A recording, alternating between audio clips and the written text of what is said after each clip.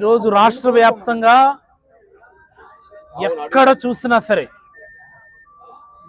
ప్రజల్లో ఒక రకమైనటువంటి ఆందోళన వాతావరణం, ఓ రకమైనటువంటి అభద్రతా భావం. మనం ఒకసారి గమనిస్తే కోవిడ్ క్రైసిస్ టైంలో, కోవిడ్ క్రైసిస్ అంటే మనందరికీ కూడా తెలుసు, ప్రపంచం స్పందించిపోయింది.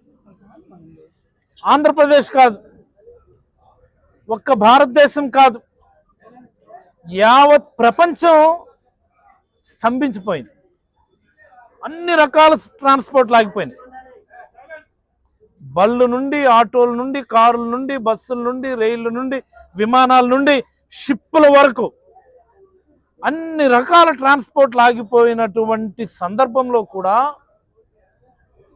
ఈ రాష్ట్రంలో then chief minister Shri YS Jaganmohan Reddy గారు ఏ మాదిరి ప్రజలకు ఇబ్బంది కలగకుండా ఆర్గనైజ్ చేశారన్నటువంటి విషయాన్ని ఒకసారి నేను ప్రజలకు గుర్తు చేయదలుచుకున్నాను. ఈరోజు రాష్ట్రంలో, ఆంధ్రప్రదేశ్ రాష్ట్రంలో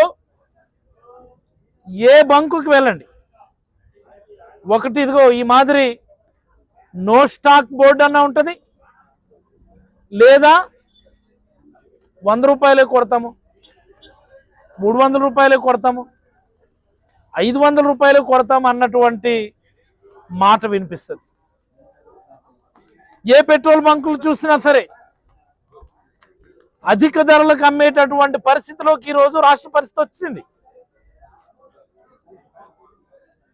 ఇతర రాష్ట్రాల్లో లేదు కదా ఈ పరిస్థితి.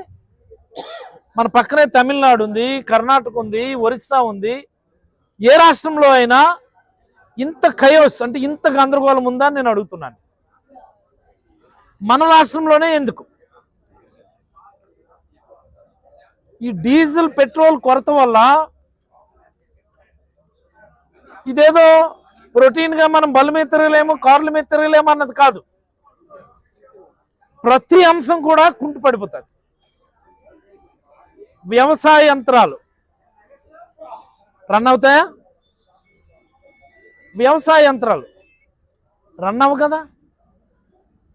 డైలీ కమోడిటీస్ అంటే కూరగాయలు, రైస్, ఇవన్నీ కూడా లారీలు ట్రాన్స్పోర్ట్ జరగాల. ట్రాన్స్పోర్ట్ జరుగుతుందా? అవి ఆగిపోతాయి. ఏదైనా సరే ట్రాన్స్పోర్ట్ ఇబ్బంది అయినప్పుడు అన్ని రకాల వ్యవస్థలు కూడా స్తంభించిపోయేటటువంటి పరిస్థితిలోకి వచ్చేస్తాం మనం, అన్ని రకాల వ్యవస్థలు. మరి ఈ ప్రభుత్వం, చంద్రబాబు గారి నేతృత్వంలో ఈ కూటమి ప్రభుత్వం ఏమి జాగ్రత్తలు తీసుకుంటుందని నేను అడుగుతా ఉన్నాను. ఏ రకమైనటువంటి ముందస్తు చర్యలు మీరు తీసుకున్నారని నేను అడుగుతా ఉన్నాను. ఇతర రాష్ట్రాల్లో లేదు కదా. ఇతర రాష్ట్రాల్లో ఉందా? పోనీ ఇతర రాష్ట్రాల్లో లేదు కదా. ఒక్క మన రాష్ట్రంకి ఎందుకు?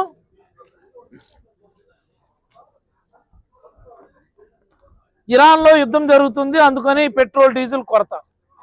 ఏంది నాకు అర్థం కాదు. ఇరాన్ ఆ ప్రాంతం నుంచి ఎంత ఆయిల్ మన భారతదేశం కొంటుందో, ఈ యుద్ధం కారణంగా ఎంత పర్సంటేజ్ ఆయిల్ ప్రభావితం అవుతుందో అంత పర్సంటేజ్ ఆఫ్ ఆయిల్ని రష్యా నుంచి కొనుగోలు చేసుకునేటటువంటి పరిస్థితి, వెసులుబాటు భారత ప్రభుత్వానికి ఉంది. That sovereignty is there. ఎవరో నిర్దేశిస్తే వచ్చేది కాదు. మనకున్న సార్వభౌమాధికారం అది. దాని ప్రకారం అదనపు పర్చేజెస్ ఇతర దేశాల నుంచి జరుగుతున్నాయి. ఎక్కడా కూడా క్రూడ్ ఆయిల్ సరఫరాలో భారతదేశానికి సంబంధించి ఏ రకమైనటువంటి ఇబ్బంది లేదు అన్నది ప్రజలందరికీ నేను మనం చేయదలుచుకున్నాను. క్రూడ్ ఆయిల్ సరఫరాలో భారతదేశానికి ఏ రకమైనటువంటి ఇబ్బంది యాజ్ ఆన్ టుడే లేదు. సెకండ్ థింగ్, రిజర్వ్స్, నిల్వలు, కనీసం 3 నెలలకు సరిపడా నిల్వలు కూడా భారతదేశంలో ఉన్నాయి. In spite of all these in spite of all these ఈ రాష్ట్రంలో చంద్రబాబు గారి యొక్క అసమర్థ పాలన కారణంగా, చంద్రబాబు గారి యొక్క చేతకానితనం కారణంగా, చంద్రబాబు గారి యొక్క గవర్నెన్స్ ఫెయిల్యూర్ కారణంగా ఈ రాష్ట్రంలో ఈ పెట్రోల్ డీజిల్ విపత్తు వచ్చిందని ప్రజలందరికీ నేను మనవి చేయదలుచుకున్నాను. ఏ సందర్భంలో కూడా ముందస్తు జాగ్రత్తలు తీసుకున్నటువంటి పరిస్థితి లేదు. మీరు తీసుకోండి, విజయవాడకు వరదలు వచ్చాయి లాస్ట్ ఇయర్, ఎప్పుడు బుడమేరు వరదలు. బుడమేరుకు వరదలు వస్తాయని 3 రోజులు 4 రోజులు 5 రోజులు ముందుగానే ప్రభుత్వం దగ్గర నివేదిక ఉంది. ప్రభుత్వం యాంటిసిపేట్ చేసింది, ఇన్ని క్యూసెక్ల నీళ్లు వస్తాయి, బ్రీచ్ అవుతుంది అన్నటువంటి యాంటిసిపేషన్ ఉండి కూడా ఏ రకమైనటువంటి ముందస్తు ఏర్పాట్లు చేసుకోలేనటువంటి అసమర్థపురం. అందుకనే అంత పెద్ద ఇబ్బంది జరిగింది. మరి ఈరోజు చూస్తే ఇదిగో నో పెట్రోల్ నో డీజిల్ బోర్డులు. చంద్రబాబు గారేమో మీడియా ముందుకు వచ్చి ఎక్కడైనా నో స్టాక్ బోర్డు కనిపిస్తే ఆడ తీస్తాం. ఇదంతా రకమైన యాక్షన్. ఇదంతా రకమైనటువంటి యాక్షన్, డ్రామా. ఎవరో ఒక్క మంత్రి కనిపిస్తున్నారా, అక్కడెక్కడో సింగపూర్ అనుకో తిరుగుతున్నారు మంత్రులు. ఇక్కడ జనాలు ఏమో అల్లాడిపోతుంటే అక్కడేమో విహారయాత్రలు చేస్తున్నారు మంత్రులు. మరి ముఖ్యమంత్రి గారి కొడుకు లోకేష్ గారు, ఆయన కూడా మరి ఈ మధ్యన అంతా కనబడలేదు, సడన్ గా నిన్న కనిపించారు. మళ్ళీ ఈ 10 రోజులు ఎక్కడున్నారో కూడా ఎవరికి తెలియదు. అంటే ప్రజలు కష్టాల్లో ఉండి, ప్రజలు ఇక్కట్లో ఉన్నటువంటి సమయంలో బాధ్యతాయుతంగా ఉండాల్సినటువంటి ప్రభుత్వ మంత్రులు ఒకడేమో ఎక్కడుంటారో తెలియదు, మరొకరేమో విహారయాత్రల పేరిట సింగపూర్లు తిరుగుతూ ఉంటారు. ఏం జరుగుతుంది ఈ రాష్ట్రంలో? ఇంత అధ్వాన్నమైనటువంటి ప్రభుత్వమా, ఇంత అసమర్థ ప్రభుత్వమా?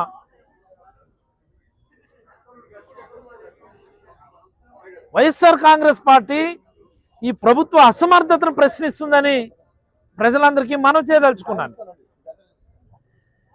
ప్రభుత్వ అసమర్థతని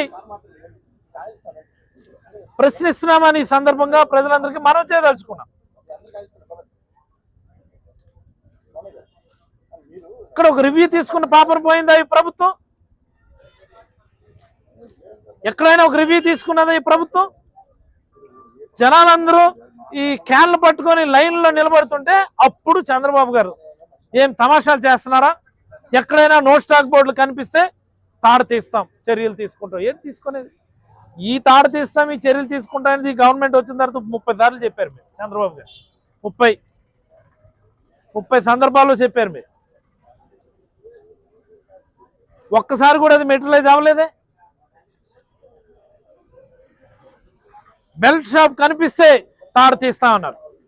మీరు అన్నారో లేదు, వీధికో బెల్ట్ షాప్ తయారైంది. మీరు తీసుకోండి, ఎక్కడైనా ఈ రాష్ట్రంలో ఏ షాప్ కన్నా వెళ్ళండి, ఫుల్గా లిక్కర్ సప్లై ఉంటుంది.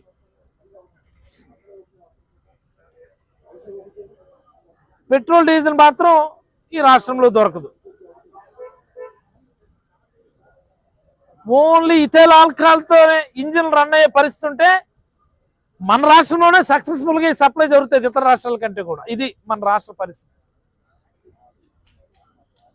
ఈ ప్రభుత్వం కళ్ళు తెరవాలి, ప్రజల సంబంధిత అంశాల మీద దృష్టి పెట్టాలి.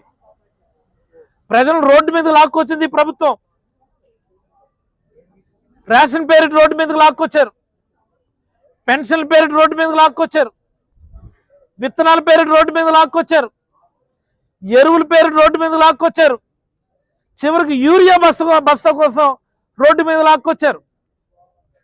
ఇప్పుడు చూస్తే పెట్రోల్ డీజిల్ కోసం అని చెప్పి రోడ్డు మీద లాక్కొచ్చారు. ప్రజలను రోడ్డు పాలు చేసినటువంటి ప్రభుత్వం అని ఈ సందర్భంగా నేనైతే మనవి చేయదలుచుకున్నాను. ఎందుకు అంత ఈ ప్రభుత్వానికి పరిపాలన మీద అంత నిరాసక్తితో నాకు అర్థం కాదు. నాకు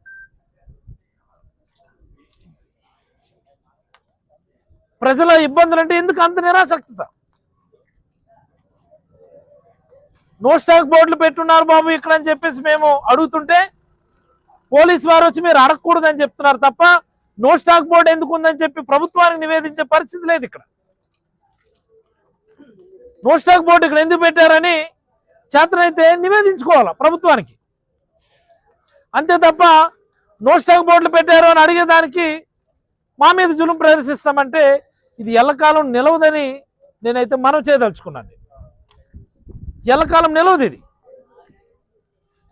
ఇకనైనా ప్రభుత్వం కళ్ళు తెరిచి ప్రజల తక్షణ అవసరాల విషయంలో సత్వరమే స్పందించి ఈ కయోస్ని నిరోధించాలని, నిలువరించాలని. ఈ ఈ కుట్ర ఏంటిది? ఎందుకు నో స్టాక్ బోర్డులు ఇతర రాష్ట్రాలు ఇక్కడ ఎందుకు ఉన్నాయి? ప్రభుత్వ వైఫల్యం స్పష్టంగా కనిపిస్తుందని మనం చేసుకుంటూ సెలవు తీసుకుంటాం. Any question?